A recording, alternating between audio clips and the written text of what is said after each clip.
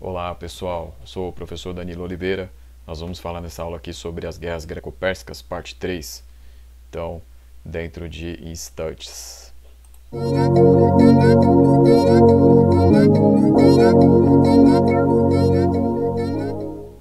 Então pessoal, na aula passada a gente falou sobre a batalha das Termópilas. Xerxes venceu, né? Os espartanos foram derrotados, junto com os milhares de outros gregos que estavam ali, junto com os 300, né, de Esparta. E aí, então, Xerxes tinha o caminho livre, e o que ele vai fazer é invadir Atenas, e ele vai incendiar vários pontos da cidade, tá? Então a cidade ela vai ser devastada, mas estranhamente não havia defesa ali militar muito posta, né? Então isso vai parecer um pouco estranho ali. E aí o Xerxes vai seguir, então, sua rota para chegar até Esparta, porque o objetivo era dominar as principais cidades gregas. O que vai ocorrer ali, pessoal, é o seguinte, é que Temístocles, né, vai ser o comandante aí dos gregos, o comandante de Atenas aí que vai liderar todas as forças gregas. Ele tem um plano, né? O Temístocles, o que ele é? Ele é um estratego ateniense, ou seja, ele é responsável pela política, pelas relações externas, pela política interna da cidade. Então, o estratego, ele era um dos cargos ali mais importantes, se não o mais. Então, o que ocorre, pessoal, é que o Temístocles, então, ele tem uma estratégia, né? Então, o que vai ocorrer? Ele vai fazer um recuo com a frota ateniense que estava próxima da região das Termópilas, e ele vai então recuar quando percebe então que os persas estão vencendo naquela região para outro lugar, né? Em que lugar vai ser esse? A gente já vai saber daqui a pouco. Bom, o que vai ocorrer, pessoal, é que Temístocles comanda aí uma frota de 200 a 300 navios. Os dados variam um pouco, mas é mais ou menos essa faixa aí. Os persas têm muito mais navios, né? Então tem a estatística ali de que talvez os persas tenham mais de 1.200 navios. Então a desvantagem grega aí nessa situação é enorme, né? Bom, como era um navio grego? Já que a gente está falando aí de marinha, a gente está falando de frota, a gente está falando aí de guerra, como que era um navio grego? É importante a gente entender isso porque revela várias relações aí do mundo antigo, da Grécia Antiga, que são importantes. Bom, primeiro, nós chamamos o navio grego de triere ou trireme. É mais conhecido como trireme, né? Mas triere também está certo. Então tá, aqui uma foto. Isso aqui é uma foto de um trireme ainda existente, né? Ele foi construído para ser uma réplica, né? Então é o Olympias, né? Então, se vocês procurarem depois na internet, tem aí mais fotos dele, tem algumas curiosidades sobre esse navio, mas ele imita bem próximo ali o que era um trireme grego da antiguidade. Então, o trireme, pessoal, ele tem esse nome por quê? Porque ele tem 3 fileiras de remadores, né, em cada lado, né? Então você tem o bombordo e este bordo. O bombordo seria a esquerda, né? Você olhando aí para frente do navio seria a esquerda, este bordo seria a direita. Então o que vai ocorrer é que você tem aí de cada lado 85 remadores. Então no total havia 170 remadores. Se você for fazer a conta ali, na verdade eram 27, né? 27 em cada uma de baixo aí, nas duas inferiores da direita e da esquerda. E aí se você somasse, ia dar isso aí, né? Se você pegar lá os 31 mais 27 aí das duas fileiras de baixo de um lado, vai dar 85, né? Do outro lado a mesma coisa. Então, necessários para a questão do navio se mover, né? O navio não ia se mover sozinho. Ele até poderia contar com a vela, mas se ele quisesse ali, se o capitão, né, o comandante do navio quisesse uma tração maior, ele precisaria, né, do trabalho dos remadores. Bom, pessoal, então um navio desse media de 35 a 40 metros de comprimento, tá? E ele era feito, né, de pinho e carvalho, tá? Então essa madeira aí, né, pinho e carvalho, né, são duas árvores diferentes. Então tá aqui uma foto de um pinho. O pinho ele era utilizado para fazer a maior parte do navio, né, a parte mais aí da madeira que ficava nas laterais, e o carvalho era utilizado para fazer a quilha. O que é a quilha? A quilha é a parte de baixo do navio, tá?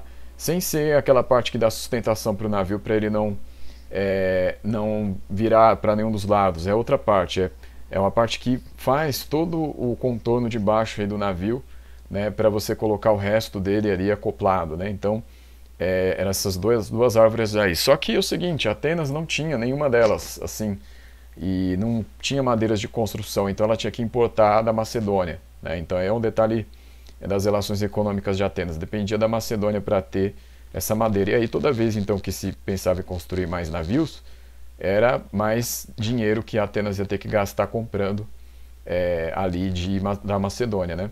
Então era uma coisa importante. E o seguinte, para que o navio não tivesse entrada de água, era utilizado a pez. O que é a pez? É um óleo que sai do pinho, né? Então aí se passava em todo o navio. Normalmente o navio era vermelho, ele era pintado de vermelho, né? Então isso é outro dado. E enfim, o navio tinha todos esses detalhes aí, né? Bom, pessoal, outra coisa importante sobre o trireme. Nós temos aí uma questão nele que tem a política envolvida, né? Então, em primeiro lugar, né? Para depois falar onde é que entra a música aí.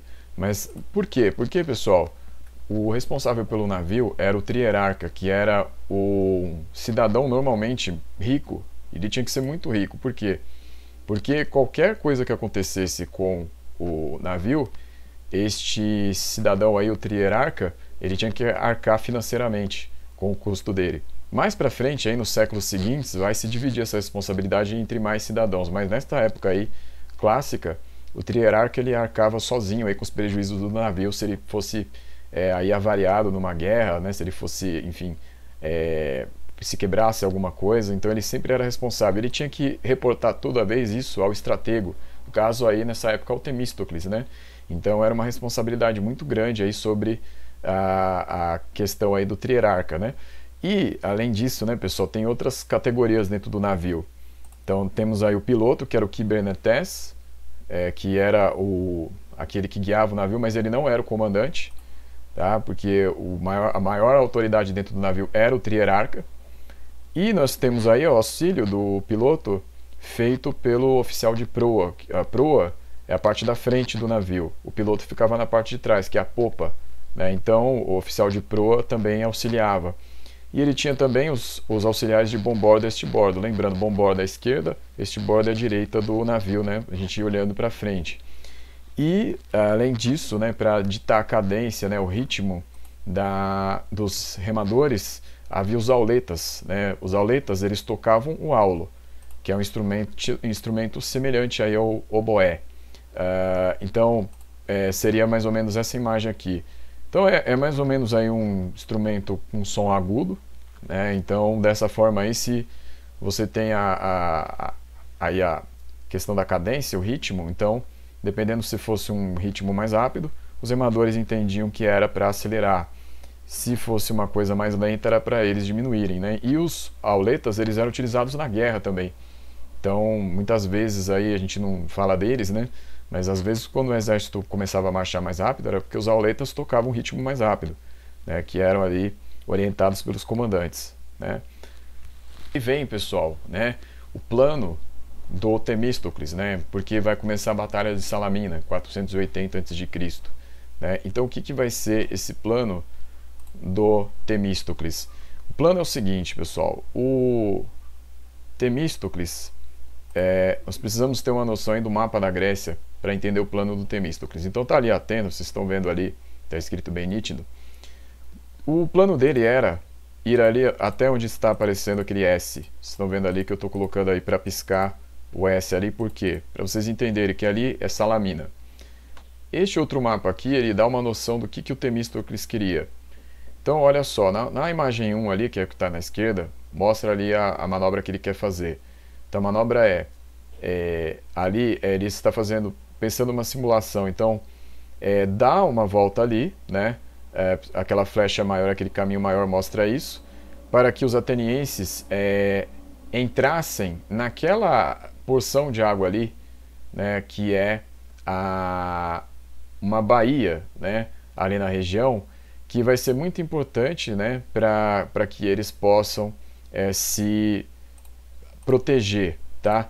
E aí o que acontece? Eles vão dar a volta e na imagem 2 vocês estão vendo que a ideia é o quê? Aquelas flechas vermelhas ali que estão aparecendo são as frotas persas, né? E ali os amarelos são os gregos já esperando. Por quê? Qual era a ideia? Como os navios persas eram muito maiores do que os dos gregos, eles acreditavam que as linhas dos persas seriam desmanteladas se eles tentassem entrar nesse lugar estreito. Terceiro plano do Temístocles, né? Então, como os persas não conheciam essa região, era uma vantagem. Então, eles dariam a volta ali na imagem 1, entrariam naquela baía ali, e aí sairiam, né? Aí na imagem 2 já mostra ali aqueles desenhos ali em amarelo que são as frotas gregas, né? Esperando ali para pegar de surpresa a frota persa. Então tá aí, pessoal, a imagem de Salamina hoje, né? Então, Salamina hoje é essa região. Então, assim, vocês podem perceber aí que é uma região bastante interessante, né? Assim, na questão do ponto de vista aí da beleza. E para vocês entenderem que é nesse lugar aí que acontece a batalha. Foi aí que aconteceu. Bom, o que vai ocorrer, pessoal? A frota persa, né, ela vai comprometer as linhas dela ao entrar na região, porque como Temístocles havia imaginado, as linhas eram muito grandes, porque os navios eram muito grandes, então eles vão começar a entrar um de cada vez, dois de cada vez na região. E aí é exatamente o que os triremes atenienses podem usar de vantagem para fazer suas manobras. Então, quando os navios persas entram um de cada vez, ou dois de cada vez, os gregos podem atacar em massa, né? Porque esses navios estão buscando orientação ainda. Então é a hora que os gregos começam a atacar, os atenienses aí comandados pelo Temístocles, eles tinham dois tipos de manobras diferentes, né? Então eles tinham os periplos e tinham também os diekplos. Qual é a diferença dos dois? O periplos vem da ideia de périplo, né? Era a ideia de dar a volta em torno ali dos alvos. Então vários navios gregos começavam a dar a volta em torno dos navios persas, do 1 ou 2 ali que estivessem navegando na região e atacavam, né? Então muitas vezes ali com flechas atacavam a tripulação, né? Às vezes havia batidas, né? Então às vezes podia ter a questão ali de ter 2, 3 navios batendo ao mesmo tempo, né? Com a parte da frente do navio, né, que era mais resistente. E aí dessa forma iam avariando os navios persas, né? Eles chegaram a afundar muitos navios, né? Estima-se ali que os navios persas tenham sido afundados em 400, né? Mas isso, claro, sempre há uma desconfiança nesses dados, mas os persas eles vão levar muito mais prejuízo do que os gregos aí nessa batalha. E o diekplos, pessoal, essa manobra, né, diekplos, é uma manobra que era mais complicada, porque assim, os navios atenienses navegavam em linha, né? Navegando em linha, eles passavam às vezes no meio de 2 navios persas, e aí eles iam se posicionando nas laterais para fazer um meio círculo, e aí começava a atacar os persas, aí, os navios que ficaram ali envolvidos no meio círculo, né? Então, desta forma, pessoal, dessa maneira aí, utilizando a geografia ali que dava vantagem para os gregos, que já conheciam,